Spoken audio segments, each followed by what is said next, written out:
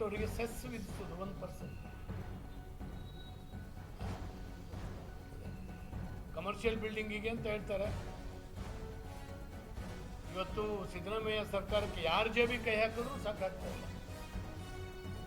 ಯಾರು ಜೇಬಿ ಕೈ ಹಾಕಿದ್ರು ಎಲ್ಲೆಲ್ಲಿದು ಇದೆ ಅಂತ ಹೇಳಿ ನೋಡ್ತಾರೆ. ಭಾರಿ ಅನ್ಯಾಯ ಇದು.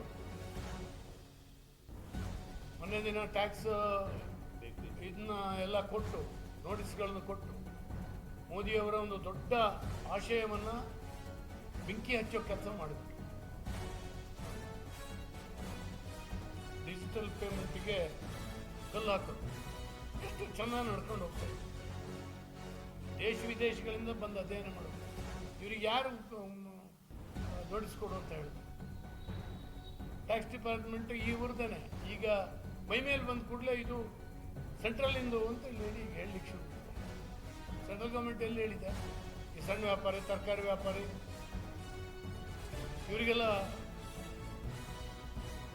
ನೋಟಿಸ್ ಕೊಡು ಅಂತ ಎಲ್ಲಿ ಹೇಳಿದೆ? ಹಾಗಾಗಿ ಸರ್ಕಾರ ಮಾಡಬಾರದು ಕೆಲಸವನ್ನು ಮಾಡ್ತಾ ಇದೆ. ಜನರ ಸುಲಿಗೆ ಮಾಡ್ತಾ ಇದೆ.